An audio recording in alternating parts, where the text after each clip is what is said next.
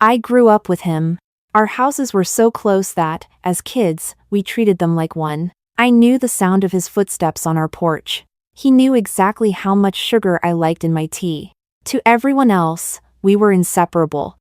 To him, I was something fragile. He treated me like glass. If I fell, he panicked.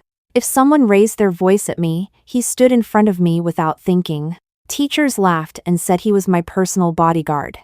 But he never laughed. "I'm just protecting what's mine," he once said. When we were 10, sitting under the old mango tree behind our houses, he suddenly turned serious. "When we're older," he said, "I'll marry you." I remember blinking at him, unsure whether he was joking.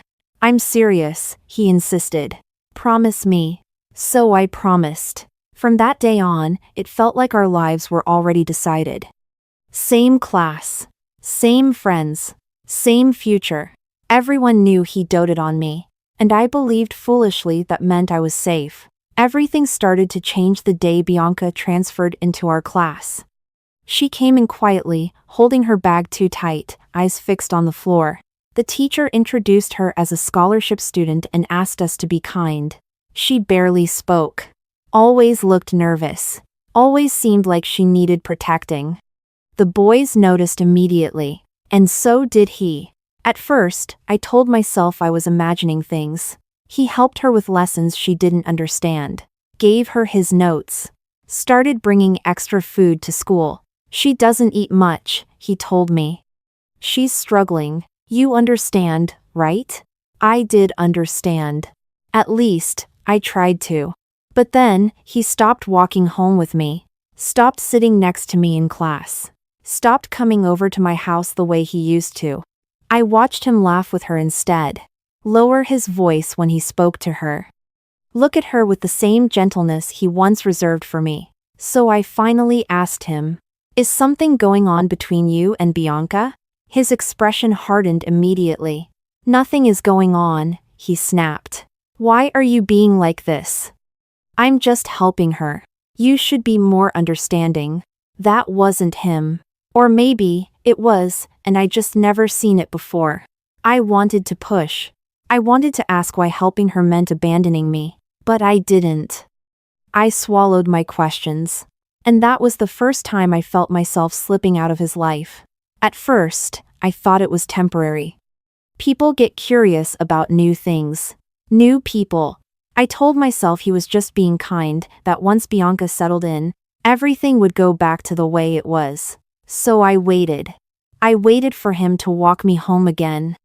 Waited for him to sit beside me in class. Waited for him to knock on my door in the evenings like he used to. Instead, I started seeing Bianca everywhere he was. She sat in the seat beside him now. If he stood up, she followed. If he laughed, she smiled like she'd been the reason.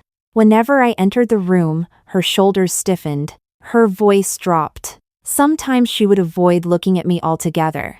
Once, when I passed her desk, she flinched. It was subtle enough that I almost convinced myself I'd imagined it. Almost. People began watching me more closely. Whispers followed me down the hallway. When I spoke, conversations paused for just a second too long. I didn't understand why. Until one afternoon, he grabbed my wrist and pulled me aside after class. His grip was tight. Not painful, but urgent. "What did you say to Bianca?" he asked. I frowned. "What?" "She's been upset," he continued. "She's been crying." My heart dropped. "About what?" He looked at me like the answer should have been obvious. "She said you've been picking on her," he said. "Making her uncomfortable. Saying things to her when no one else is around." I stared at him. "I haven't spoken to her," I said slowly. "Not once." He scoffed. "Of course you'd say that." The dismissal hurt more than the accusation.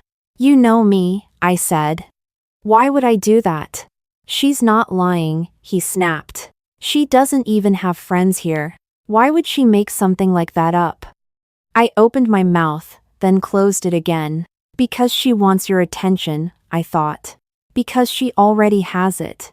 But I didn't say that. I didn't bully her, I said instead. I wouldn't. He exhaled sharply, like he was tired of the conversation. Just stay away from her, he said. That's all I'm asking. The words didn't sound like a request. I nodded, even though my throat felt tight. After that, things only got worse. Every time Bianca looked upset, someone glanced in my direction. If she left the room quietly, people whispered. If she seemed distracted in class, people sighed like they knew why. Once, I overheard someone say, "She's always been possessive." It makes sense. I wanted to scream, but instead, I did what I was told. I stayed away. I stopped walking near her. Stopped looking in her direction. Stopped existing as much as I could. And still, it wasn't enough. He stopped coming to my house entirely. Days passed. Then weeks. When we crossed paths, his responses were short, polite, distant, like I was someone he used to know. Bianca, on the other hand, clung to his side openly now. If she saw me, she would lower her head. If our eyes met, she looked away quickly. Once, as I passed them in the hallway, I heard her whisper something to him. He turned around and glared at me. That night, I cried for the first time in years. That was around the time Collins started talking to me. He sat 2 rows behind me, quiet, always focused, always at the top of the class. We'd exchanged answers during group work before, but nothing more. One afternoon, he leaned over and said, "You're taking the SATs seriously, right?" I nodded. "Yeah. Me too," he said. "If you want, we can study together." There was no pity in his voice. No suspicion. No assumptions. Just an offer. So I agreed. We started studying during lunch. Then after school. Sometimes until the classrooms were locked and we had to move to the library. With Collins, no one accused me of anything. No one watched me like I was guilty. No one expected me to explain myself. For the first time in months, I felt normal. Of course, he noticed. One evening, as Collins and I were packing up our books, he appeared in front of us. "Why are you always with him now?" he asked. I blinked. "We're studying." His eyes flicked to Collins, then back to me. "You didn't need him before." I felt something twist in my chest. "I need to focus," I said. "It's our final year." He didn't respond, just stared at me like I'd said something wrong. As we walked away, I felt his gaze burning into my back. And that's when I realized. He didn't like losing my attention. Even though he'd already given his away. After that day, he started acting like nothing had ever happened. He greeted me in the mornings again. Asked if I'd eaten. Commented on the weather, on classwork, on things that used to be ours. It felt wrong. The warmth was there, but it was hollow, like he was going through the motions because he didn't like the distance between us, not because he understood why it existed. One afternoon, as I was packing my bag, he appeared beside my desk. "Walk home with me," he said. I hesitated. "I'm meeting Collins," I replied. "We're studying." His jaw tightened, just for a moment. "You're always with him lately." "So?" I asked. He looked at me like the answer should have been obvious. From then on, he started waiting for me again outside classrooms, by the school gate, near my house. If I declined, he frowned. If I mentioned Collins, his mood shifted. Once, as we were walking home together, he said, "You don't have to push yourself so hard. You're already smart." "I still want to do well," I replied. "For what?" he asked. The question stayed with me longer than it should have. The closer the SATs got, the worse it became.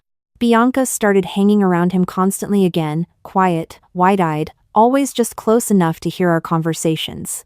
One day, as I was reviewing practice questions during lunch, he sat across from me.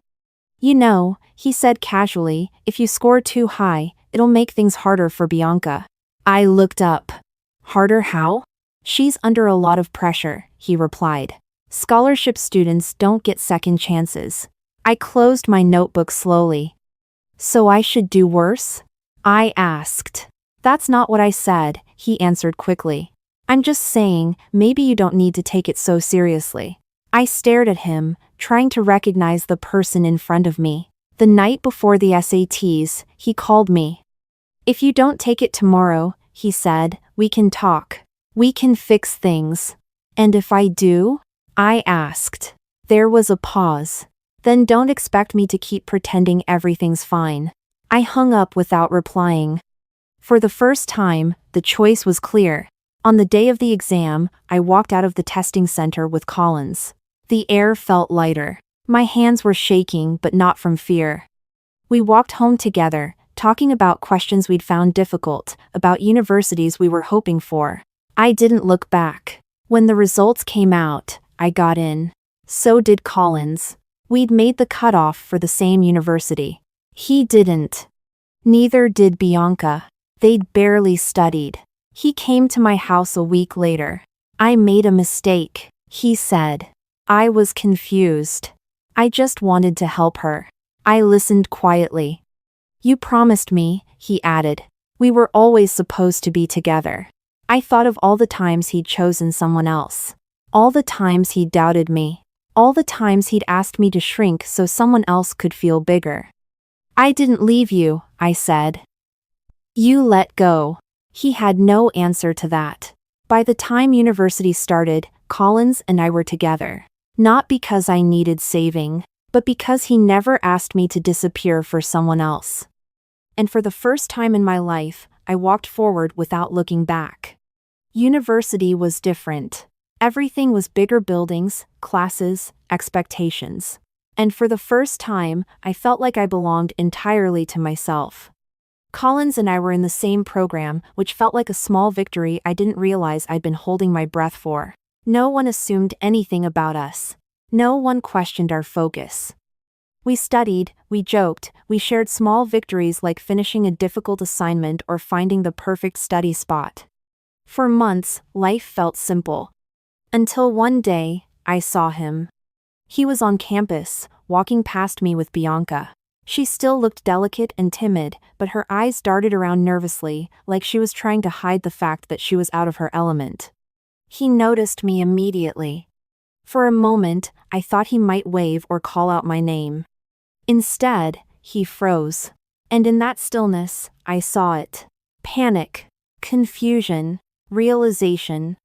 Bianca glanced at me, wide-eyed, and I caught the faintest flicker of guilt in her expression. Something unspoken passed between them. She wasn't as untouchable as she had seemed in high school. I kept walking. I didn't stop. Weeks later, a mutual friend mentioned something that confirmed what I had suspected. Bianca had stretched the truth about some of our high school incidents. No one had known the full story, and apparently, it had taken a toll on her reputation as well. I didn't feel satisfaction, exactly. Just relief. The lies didn't matter anymore. What mattered was that I had moved past them, that I had learned who I could trust and who I didn't need in my life. He tried to reach out once. A message. Short. Awkward. "Can we talk?" I stared at it for a long time. I wanted to reply. I wanted to say, "You hurt me. You let someone else decide what I was worth." But I didn't. Because I didn't need to. Collins was waiting for me at the library. He had a question about an assignment, but he didn't notice my distracted smile. I walked past the phone without hesitation. We spent the afternoon together, studying, laughing, planning for our future. Not someone else's. Not someone else's expectations. Ours. For the first time, I realized how much freedom I had gained, the freedom to be valued without conditions, to be seen without judgment, and to step forward without looking back. And when I closed my eyes that night, I didn't think about promises broken, accusations, or lost friends. I thought about possibilities mine, finally entirely mine. Sometimes, I wonder if he ever thinks about me. If he does, I hope he has learned what I have, that love isn't about control, jealousy, or making someone small so someone else can feel bigger. That true care isn't about possession, it's about presence. I don't regret what we had. But I know now, I don't need it anymore. And that's enough.